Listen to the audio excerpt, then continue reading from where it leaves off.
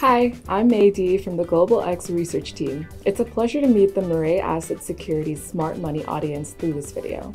Today we will dive into the digital economy landscape in 2022.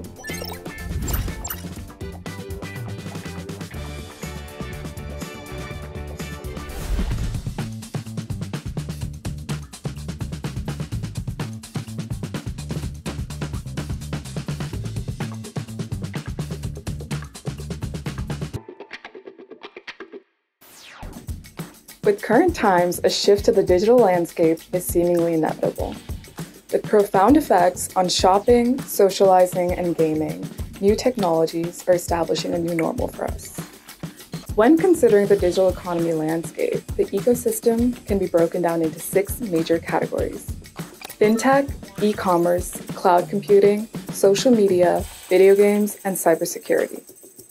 Across these categories, we see the common theme of a shared experience in the digital world. The digital economy is on track to grow more rapidly than all other sectors to reach top contributor to GDP in the United States. The industry's value added to GDP is growing rapidly, from approximately 8% in 2005 to approximately 10% in 2019, with an average annual growth rate of nearly 7%. This makes it a top 4 contributor to total GDP in the US, ahead of industries such as healthcare and financial services. Additionally, there are services offered within the digital economy, such as search engines, cloud video conferencing, email, and more, which are often excluded from total GDP calculations and could make the industry an even larger contributor than previously thought.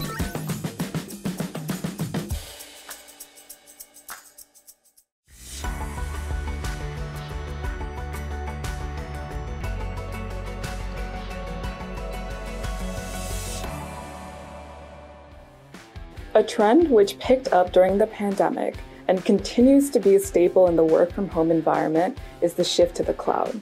The expected growth of software-as-a-service revenue through 2030 is exemplary in depicting this, as market share of software-as-a-service shot up from 31% in 2020 to an estimated 80% in 2030. The software-as-a-service market was valued at $165 billion in 2020 and is expected to reach $825 billion by 2030, displaying over a 17% compound annual growth rate. The advantages of cloud computing as opposed to on-premises infrastructure are evident as costs associated with on-premises infrastructure maintenance, IT personnel, training, and other costs are much greater. In fact, the upfront costs associated with cloud computing account for 68% of total costs, while that number drops 9% when considering on-premises.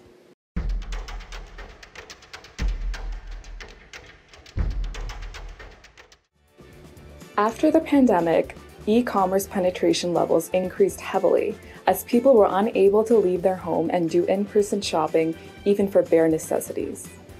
Looking at forecasted growth, continued heightened e-commerce sales means e-commerce penetration is expected to be 4% higher in the next decade compared to pre-pandemic estimates. Prior to the pandemic, estimated penetration in 2030 was approximately 28%, in contrast to 32% post-pandemic. Evidence of not only rising, but lasting e-commerce penetration can be seen when considering the US shipping market. Amazon is slowly overtaking major shipping services like FedEx and soon UPS, indicating shifting consumer preferences. The company has a 21% market share, only 3% behind UPS as of 2020 figures. This is a sizable difference from 2018 when Amazon was nearly 25% behind FedEx.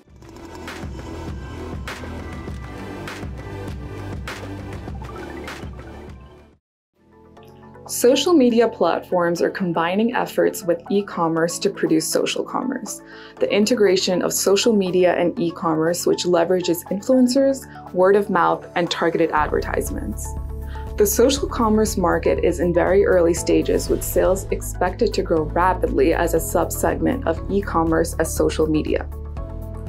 Consumers prefer social commerce to traditional e-commerce due to the ease of a one-stop checkout process and finding new product recommendations.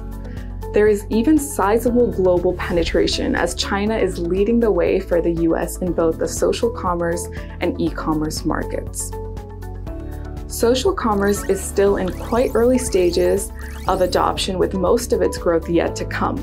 However, already we see a growth from a market size of nearly 27 billion in 2020 to 80 billion expected by 2025.